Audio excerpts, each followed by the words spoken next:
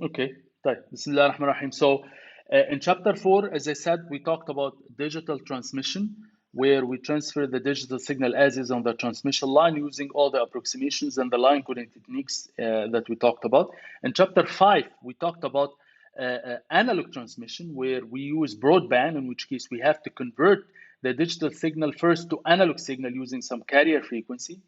And we have divided this chapter into two parts. The first part is to take the is that the input is actually bits which are converted to digital signal. So we use digital to analog before we transmit it over a bandpass channel. Okay, so that was section 5.1. And we talked about different schemes in that case. We talked about amplitude shift keying, frequency shift keying, and phase shift keying, and we talked about the QAM modulation, where we use a combinations of the amplitude, different amplitude and different phase to represent the digital bits. In the other part of chapter 5, we talked about the analog transmission, but this time the input signal is in fact analog signal, like the voice signal or the TV signal. So in that case, we don't convert it to digital. We actually modulate the signal in the analog domain. Okay, in which case we again change the frequency spectrum of the analog signal using one of the three techniques that we have talked about: amplitude modulation, frequency modulation, and phase modulation. And we talked about the very important metric, which is the bandwidth of the modulated signal as a function of the of the baseband bandwidth of the input signal. And we have talked about the parameter beta, which gets replaced depending on whether we talk about AM or FM or PM. Okay, so this is a quick summary for chapter 4 and chapter 5. And now we concluded the physical layer, starting from chapter 3, where we talked about the basics of the digital signals and the analog signals. And then we talked about digital transmission in chapter 4, and then we talked about analog transmission in chapter 5. So that concludes the physical layer. So now we go one step up. Finally, we go one level up to talk about the data link layer. And as we all know, the data link layer, as we have discussed in network 1 before. So we have the network layer and we have the PHY layer. Okay, and here we have two sublayers, which are the logical link or data link control, and we have the MAC for multi-access, right? So in this chapter 11, we will talk about digital link control, okay, or data link control. Data link control, we will talk about data link control, and then in chapter 12, we will talk about the MAC layer. So this is chapter 11 and this is chapter 12. واضح? So this is the entire roadmap that we have, that we are going through. طيب, so in brief, the function of the data link control, of course, is that if we have a packet coming from the network layer, so the data link control needs to take this packet, okay, and then it adds to it, or it does the encapsulation part by adding the header and the trailer, right? And the header and the trailer, they get filled by the data link control with almost everything except the physical address, okay, except the MAC address. So the MAC address is of course filled by the MAC sublayer, which has to fill that MAC address depending on whether we are using multi-access or point-to-point. So if you're using multi-access, then we have to send it to a specific MAC address for another person in the same house, in the same local area network. Or for the case of point-to-point, we don't have to specify any address because the frame will have to go to the next point anyway. Okay, So the first function that the data link control does is the encapsulation. Okay, so that's what we need to study first, which is the framing. Framing here is equivalent to the encapsulation that we talked about, where we have to add the header and trailer. While we're doing this, we have to look at the actual data and make some resolutions in the actual data, which we will talk about. So we will talk about two categories here: the fixed size framing and the variable size. Talk about each one. So as we have discussed in network one before, we have to add the header and we have to add the trailer. Okay, so but before we send it to the physical layer, we have to also add, very importantly, we have to add the flag here and the flag here, which mark the beginning and end for the frame. Why did we have to do this in the data link layer, where we didn't have to do this for other layers above the data link layer? So in network layer, for example, when we send from the transport layer to the network layer, we didn't have to mark the beginning and end of the packet. So when we send from the network layer to the data link layer, we didn't have to mark any beginning and end of a frame. But when we send it to the physical layer, we had to have a start delimiter and end delimiter. So why did we have to do this, particularly in the data link layer? This is a question from network one, يعني, if you remember. مين اللي رفع ايده وبعدين نزلها تاني؟ Okay. You're not sure? Okay. You can give it a try if you like.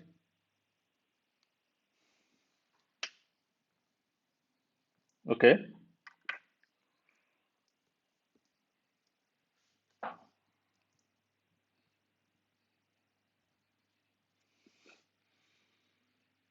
So why didn't we have to do this for from the transport layer to the network layer, for example?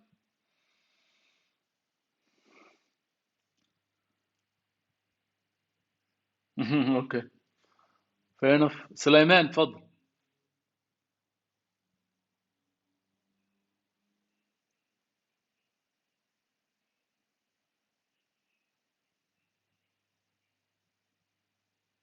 No. No. No. Anyone else remembers anything? أحمد تفضل.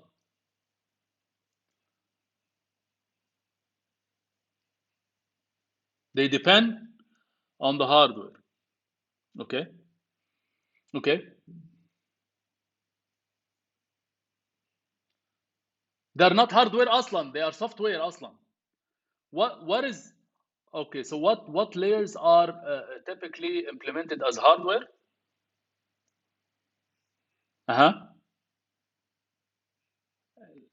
الماك في الداتا لينك. برافو عليك يا احمد. Yes, that's it. Yes.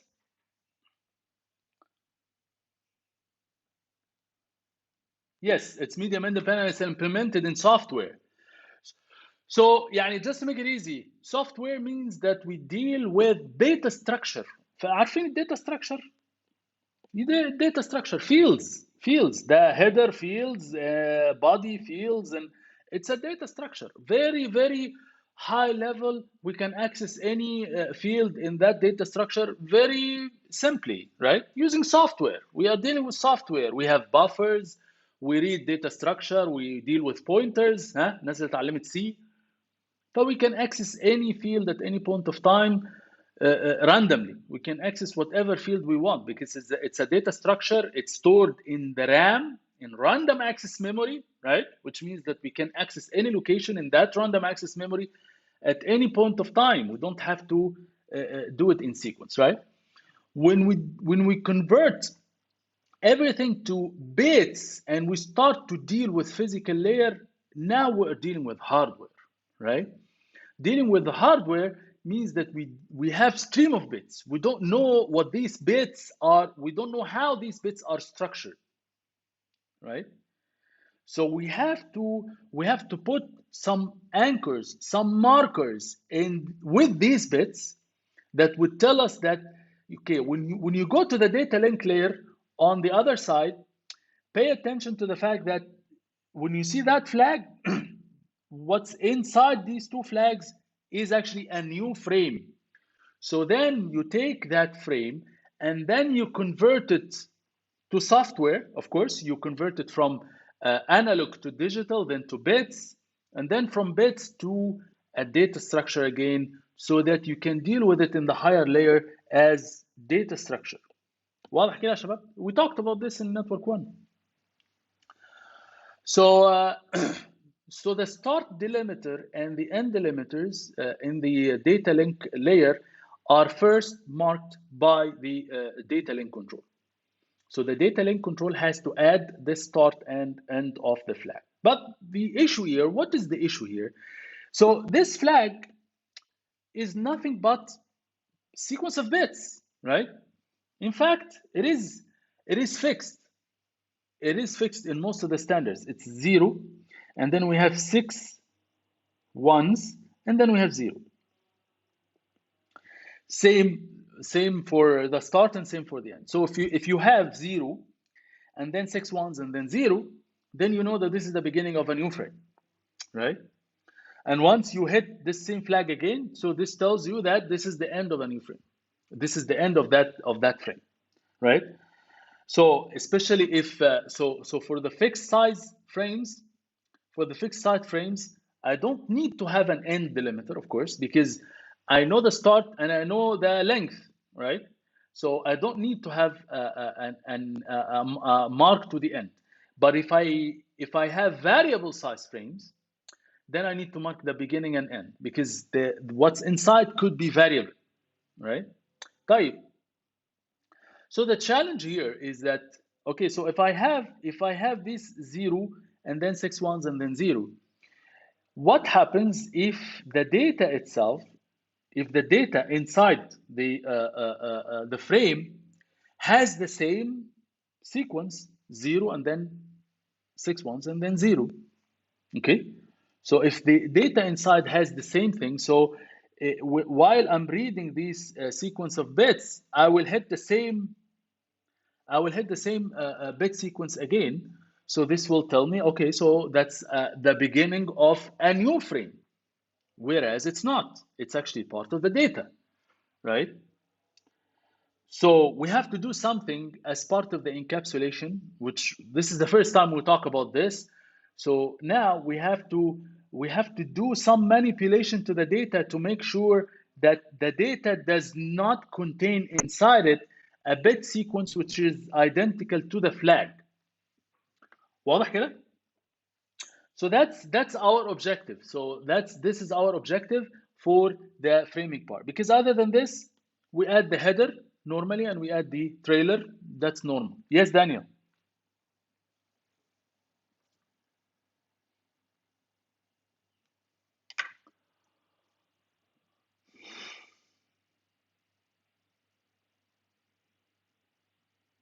Yeah. But what I'm saying is that this here, you have the flag inside the data. So what are you going to do at the receiver side? So this is the start and this is the end. And then you don't have a start, so you will recognize this is an error, right? So the receiver will be confused. So it says, oh, okay, so there must be an error in this or something. So I need, in general, if I have a flag inside the data part, I need to do something about it. I need to replace it with something. Okay, I cannot afford the fact that the data contains the same bit sequence like the flag. All right, so during the encapsulation or the framing, we do one of two approaches to solve that problem. Okay, number one is called a byte stuffing and unstuffing. By byte stuffing, we mean that first we will deal with the frame as a set of characters. Character, we know that the character is actually 8 bits, صح? Each character is an actually 8 bits. And we can use the normal ASCII codes, right? To deal with the each 8 characters, 8 bits as one character, right? So in that we do that as part of the data link control. So it's still hardware, we still as the software, so we can deal with the bits as characters, right? So this is exactly similar to in programming when we مثلا when we say when we put inside مثلا a string, we put the letter T, then we mean a letter T, صح? When we put a backward slash like this, what does this mean? This does not mean letter T, صح? This means that this is a special character now, right? That indicates مثلا a tab or something like this, okay? So we'll use the same idea. So whenever we find a flag inside the data part, we will put the escape character. We will put the escape character before it to indicate that this is not a start of a frame. This is in fact part of the data, right? So we added one full character, 8 bits, okay, prior to the flag as part of the data. Of course, the only case where we don't have escape character before the flag is here, all right? So for the receiver now it's easy. If I find escape character and then followed by a flag, then I will deal with this flag as data, normal data, and I will continue. If I find a flag here and there is no escape character before it, then خلاص, this is the end of the frame. That's easy. Type, what if we have the escape character itself as part of the data, right? So this is exactly similar to if you want to have a backward slash in the string, what do? You put backward slash, okay? So then this will be interpreted as one backward slash in a string. So that's exactly similar. So we'll put escape, right? So this indicates that this is, you should not expect to have a flag after this. So escape here is part of the data. So in other words, if you find a flag or escape character in the data, you have to put escape again before it. So each flag or escape character, you have to put a escape character before it, right? So this will be a complete technique that will avoid the flag being as part of the data. So this is what we call byte stuffing, because for byte stuffing, what we do is that we convert each 8 bits into character, and then we have to add the escape character depending on whether we have a flag or escape character, right? So that's very easy. What is the advantage and disadvantage of this? Advantage, of course, it took away from us the problem of having to deal with the flag as part of the bit and confuse that with the start delimiter or the end delimiter, so that's good. The bad thing is that, okay, it's added character, so I have to add some overhead to the actual data, and there's no way around it, right?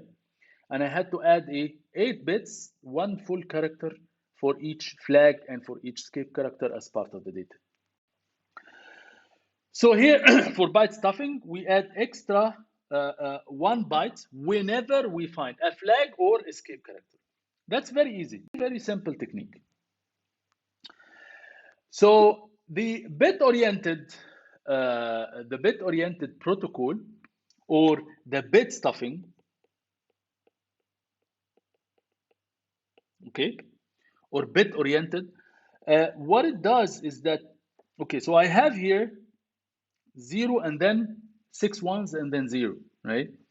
So what I'm trying to do here is to avoid having 6 zeros as part of the data, right? So whenever I have 6 zeros as part of the data, at the sender side, I have to do something before transmission, because if I leave 6 ones in the data, then there is a possibility after the 6 ones there is a 0, and in that case I will confuse it with the start. whenever we look into the data in sequence like this, whenever we find 5 ones, okay, blindly we put 0 afterwards, and then we continue. Okay, so whenever we find 5 ones, blindly we put 0 after it to avoid having a 6 ones, right? I don't look at the data afterwards. Once I find the 5 ones, I put 0 afterwards, right? So that's the bit stuffing or the bit. So for bit stuffing, the process is very simple as well. What we do is that we look into the data itself with protocol. It's very simple. So whenever I find 5 consecutive ones, I put 0 right after it. Very simple. Okay. So the way we do this is, yeah, so I have to look in sequence here. So 1, 2, 3, 4, 5. So blindly I put 0 afterwards. And then 1, 1. Okay. So, and then, so the 1, 1 here, and then 0, 0, and then 1, 2, 3, 4, 5. Okay. Someone might say, so the one after it is 0 already. I don't look at this bit. Once I find 5 zeros, I put 0 afterwards, blindly. Okay. So that's how the bit stuffing or bit-oriented protocol works. Very simple. So for byte stuffing, what we do is that we use the escape character before the flag and the escape as part of the data. And for bit stuffing, what we do is that after each 5 consecutive ones, we put 0 afterwards. Very simple. Okay. Any question, ya shabab? So the first, so the function of the function of the data link control is that, one, the encapsulation or framing. Okay, so this is what we talked about now. The second function, which is very important for data link control, is what we refer to as flow control. And the third one is error control.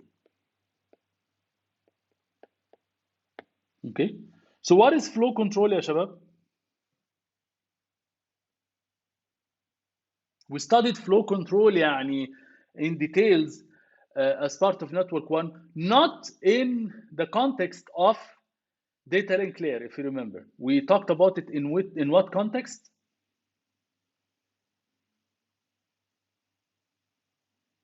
We talked about flow control as part of what in network 1? لا as part of what? We talked about flow control as part of what layer? What layer يعني what layer we discussed the flow control within. In ايه؟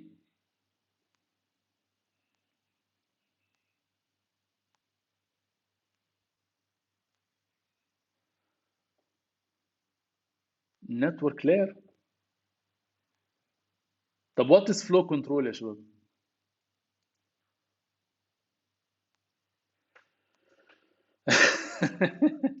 It has to do with speed, but I don't know what exactly. لا أنا my intention is just to يعني give some bonus to one in the class, but it seems يعني you need to refresh your memory with what we have studied in network 1. So we'll start with that next time يعني إن شاء الله. So let's stop here.